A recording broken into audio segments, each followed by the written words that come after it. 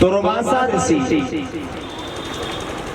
बारिश के चौमासे के 4 महीने की तपस्या करने के लिए द्रौपदी के महल में आए। द्रौपदी के महल में आने के बाद में जब गंगा स्नान के लिए दुर्वासा गए तो द्रौपदी साथ में गई। बताया जाता है जिस समय दुर्वासा उस जल में स्नान कर रहे थे, नीचे का जो वस्त्र था जिसे कोपीन कहा जाता है, नीचे का वस्त्र दुर्वासा का बहने लगा और जब वस्त्र बहने लगा दुर्वासा जल में नग्न हो गई। द्रौपदी देख रही थी जाड़े का मौसम, ठंड का महीना, दुर्वासा को ठंड लग रही थी, नग्न जल से बाहर नहीं आ सकते। द्रौपदी ने जब देख लिया, समझ लिया, तो उसी समय द्रौपदी ने अपनी साड़ी को फाड़ और साड़ी को फाड़ करके दुर्वासा को दिया, लीजिए महाराज अपना अंग ढांक लीजिए। और जिस समय दुर्वासा ने उस वस्त्र को लिया, अंग को ढाका, उसी समय दुर्वासा ने आशीर्वाद दिया, जाओ बेटी आज तेने मेरी नग्न काया को ढाका है, किसी दिन समय ऐसा आएगा जो तीनों लोगों का नाम तेरी नग्न काया को ढांकेगा। तो भगवान उस संत की बात का वरदान का बदला देने आ रहे हैं। दूसरा प्रमाण सुनिए, जब शिशुपाल को मारने के लिए सुदर्शन चक्र भगवान ने उठाया और जब सुदर्शन चक्र को उठा लिया भगवान ने, जरा सा झटका लग गई, भगवान की उंगली कट गई।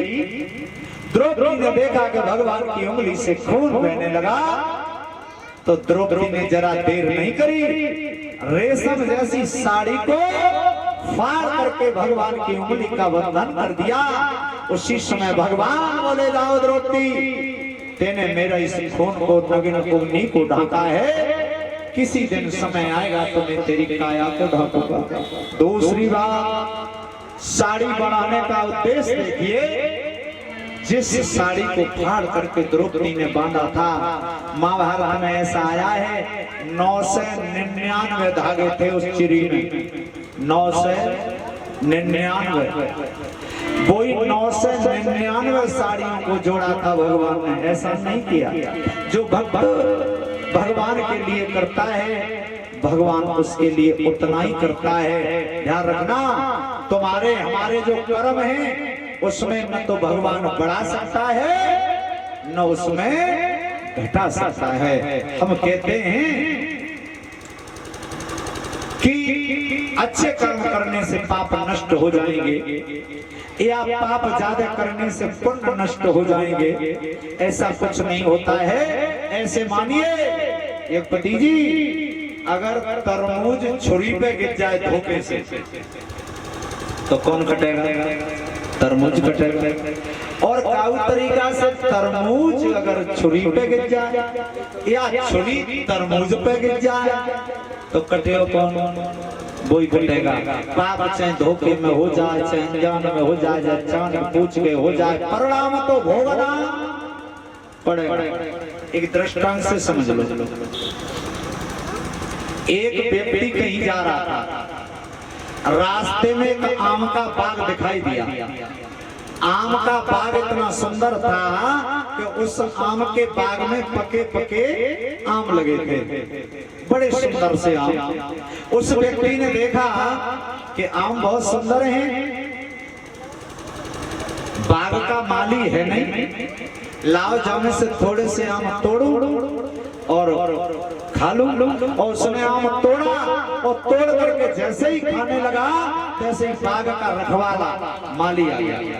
अब बा ने देखा वो चुरा करके आम खा रहा है, सो बा ने लठिया उठाई और लठिया उठाए के बाकी पीठ पे, भैया लठिया कहाँ पत्ते? पीठ पे तो पत्ते हैं। अब अंदाजा लगाइयो परीक्षक जी, जब बेचारी पीटने का बिगाड़ो जाने तो हम खाओ ना, जापे चोर लठिया पड़ रही है। अब देखिए पूरी कथा का सार समझिए इसमें, ये दृष्टांत है। आम देखा किसने? आंखों ने।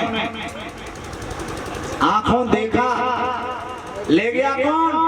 पैर। ले गए पैर। तोड़ा किसने? हाथ ने। खाया किसने? मुंह ने। गौ का पेट में, पेटों को जब बेचारी पीठने का बिगाड़ हो। अब देखिए, जो करेगा सो भरेगा। दृष्टांत का मतलब समझिए, करेगा वो भरेगा। देखा सबसे पहले किसने? आंखों ने।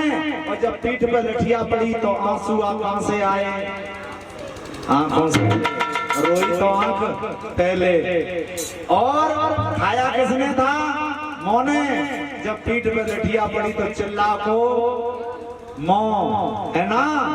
मुंह भाई स्वाद तो जाने लो ना, या थुतरे में तो चिल्लाओ तो जेई। अब पीठ पे जब लठिया पड़ रही, गलती तो हाथों ने करी ना भाई, तोड़ा तो हाथों ने था। और लठिया पड़ रही तो बचाए को रहो।